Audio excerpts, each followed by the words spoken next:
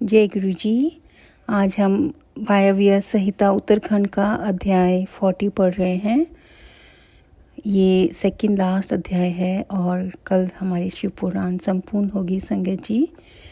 तो ये अध्याय 40 वायुदेव का अंतर्धान, ऋषियों का सरस्वती में अवभृत स्नान और काशी में दिव्य तेज का दर्शन करके ब्रह्मा जी के पास जाना, ब्रह्मा जी का उन्हें सिद्धि प्राप्ति की सूचना देकर मेरु के कुमार शिखर पर भेजना। सूत जी कहते हैं, इस प्रकार क्रोध को जीतने वाले उपमन्यु से यदुकुल नंदन श्री कृष्ण ने जो ज्ञान योग प्राप्त किया था, उसका प्रणत भाव से बैठे हुए उन मुनियों को उपदेश देकर आत्मदर्शी वायुदेव सायकाल आकाश में अंतर्धान हो गए। तदंतर प्रातःकाल नैमिषारण्य के समस्त तपस्वी मुनि सत्र के अंत में अवभृत स्नान करने को उद्यत हुए। उस समय ब्रह्मा जी के आदेश से साक्षात सरस्वती देवी स्वादिष्ट जल से भरी हुई स्वच्छ सुंदर नदी के रूप में वहां बहने लगी। सरस्वती नदी को उपस्थित देख मुनि मन ही मन बड़े प्रसन्न हुए। उन्होंने सत्र समाप्त करके उसमें अवगाहन स्नान आरंभ किया। उस नदी के मंगलमय जल से देवता आदि का तर्पण करके पूर्व वृतांत का स्मरण करते हुए वे सब के सब वाराणसी पुरी की ओर चल दिए। उस समय हिमालय के चरणों से निकलकर दक्षिण की ओर बहने वाली भागीरथी का दर्शन करके उन ऋषियों ने उसमें स्नान किया और भागीरथी के ही किनारे का मार्ग पकड़ वे आगे बढ़े। तदंतर वाराणसी में पहुंचकर उन सबको बड़ी प्रसन्नता हुई। वहां उत्तर वाहिनी गंगा में स्नान करके उन्होंने अविमुक्तेश्वर लिंग का दर्शन और विधि पूर्वक पूजन किया। पूजन करके जब वे चलने को उद्यत हुए, तब उन्होंने आकाश में एक दिव्य और परम अद्भुत प्रकाशमान तेज देखा, जो करोड़ों सूर्यों के समान जान पड़ता था। उसने अपनी प्रभा के प्रसार से संपूर्ण दिगंत को व्याप्त कर लिया था। तदंतर जिन्होंने अपने शरीर में भस्म लगा रखा था, वे सैकड़ों सिद्ध पाशुपत मुनि निकट जाकर उस तेज में लीन हो गए।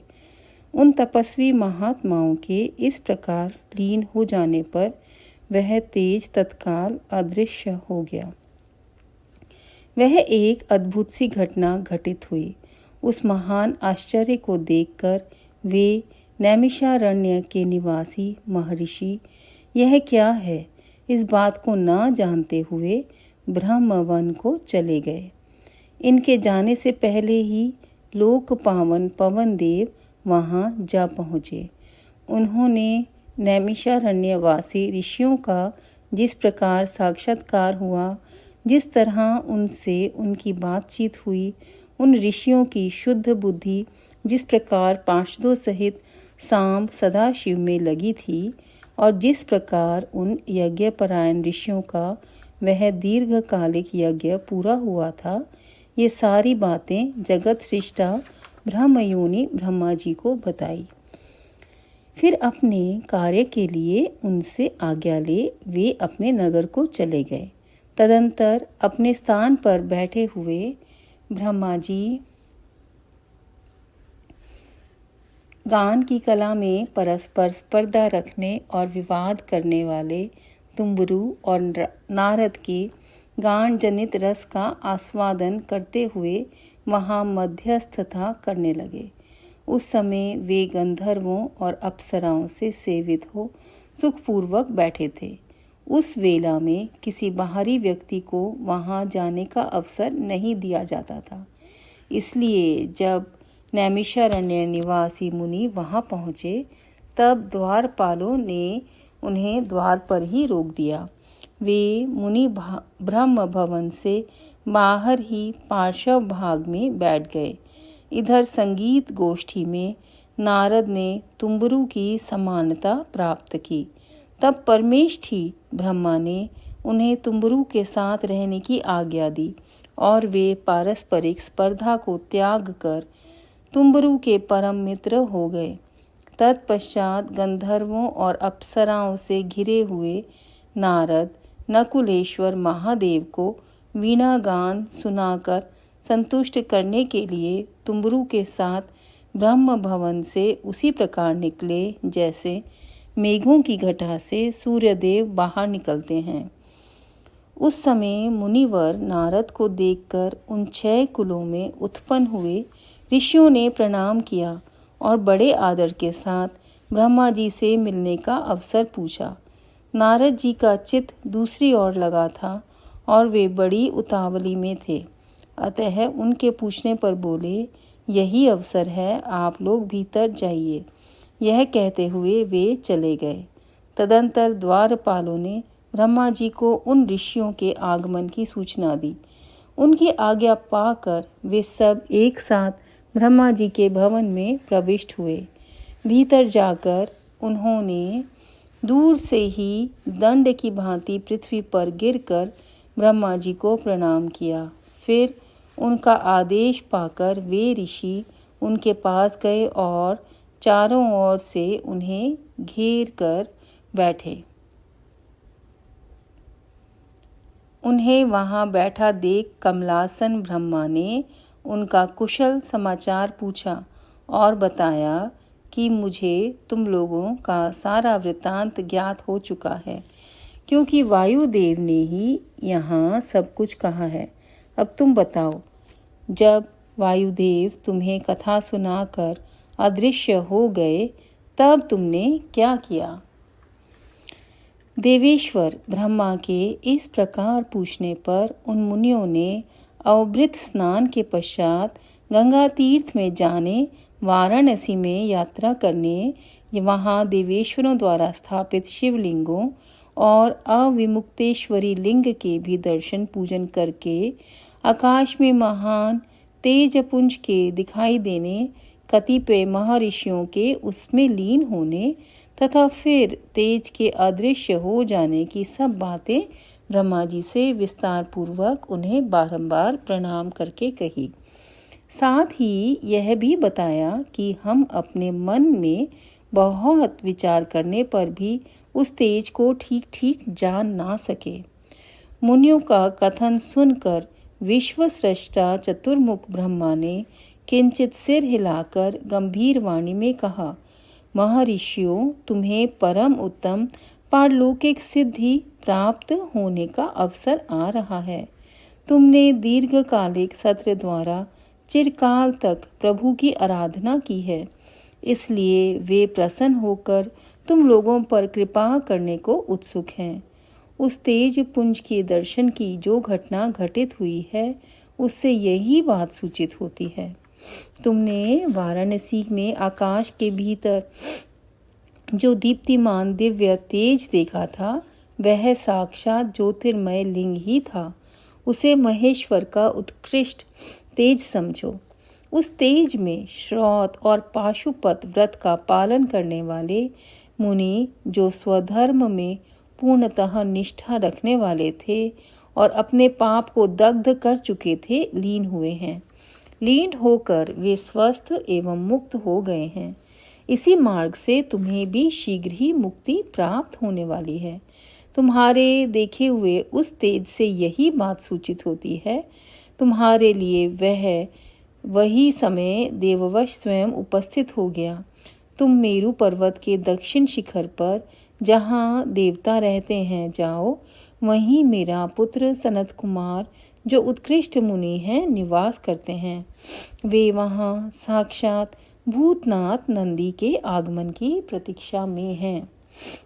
पूर्व काल की बात है, सनत कुमार अज्ञानवश अपने को सब योगियों का शिरोमणि मानने लगे थे, इसलिए दुर्विनीत हो गए थे।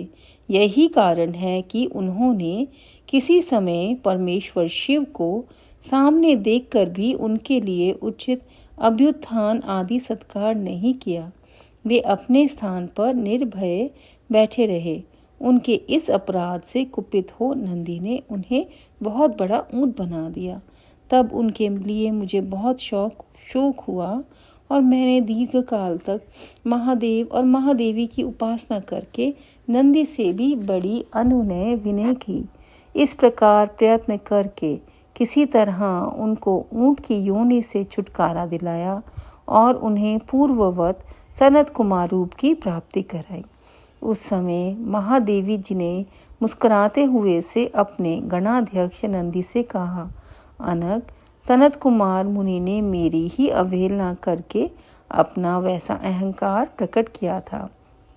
अतः तुम ही उनको मेरे यथार्थ स्वरूप का उपदेश दे दो।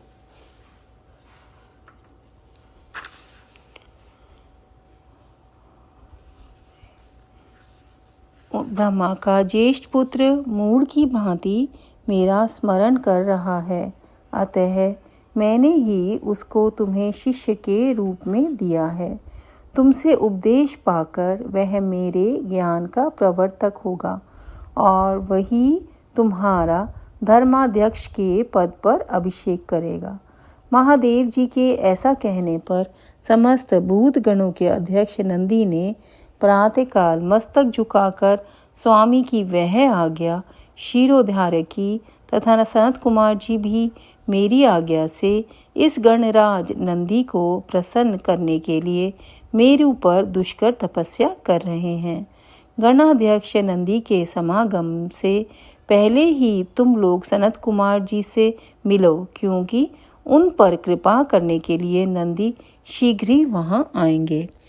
विश्वयोनि ब्रह्मा के इस प्रकार शीघ्र आदेश देकर भेजने पर वे मुनि मेरु पर्वत के दक्षिणवर्ती कुमार शिखर पर गए। यहाँ पर अध्याय 40 वायव्य संहिता उत्तरखंड का संपूर्ण होता है संगत जी। और यहाँ मेरु पर्वत के बारे में, माँ सरस्वती नदी के बारे में और विभिन्न जो शिवलिंग जो वहाँ पर स्थापित हैं, जो कि काशी के अंदर दिव्य तेज का दर्शन हुआ और उन्हें बताया कि ब्रह्मा जी ने उन्हें बताया कि इस तरह जो आकाश में तेज का दर्शन उन्हें हुआ है वो साक्षात ज्योतिर्लिंग का ही दर्शन हुआ है। और संगत जी, मैं यहाँ पर गुरुजी का ये एक्सपीरियंस ज़रूर बताना चाहूँगी कि गुरुजी अपनी बहुत संगत को ये दर्शन ऐसे करा देते हैं और ये दर्शन साक्षात्कार वो हम में से बहुत संगत को उन्होंने कराए हैं। और बस आप ये मानिए कि गुरुजी के लिए कुछ भी इम्पॉसिबल नहीं है। तो बस हमें गुरुजी के चरणों में सप्रेम भक्ति से, निष्काम भक्ति से जुड़े रहना है और जब गुरुजी को हमारे लिए जो ठीक लगेगा वो हमें करवा देंगे। सो आप सबका बहुत बहुत शुक्राना जुड़ने के लिए संगत जी। कल हमारा शिव पुराण संपूर्ण होगा तो हम अपना इसका संपूर्ण करेंगे। और आप जो भी आप सुन रहे हैं, आप भी घर में थोड़ा प्रसाद बना के और गुरुजी को ज़रूर भोग लगाइएगा शिव पुराण का जो आप सुन रहे हैं उसकी समाप्ति के लिए। शुक्राना गुरुजी, आप सबका बहुत बहुत शुक्राना। जय गुरुजी। ओम नमः शिवाय। शिव जी सदा सहाय।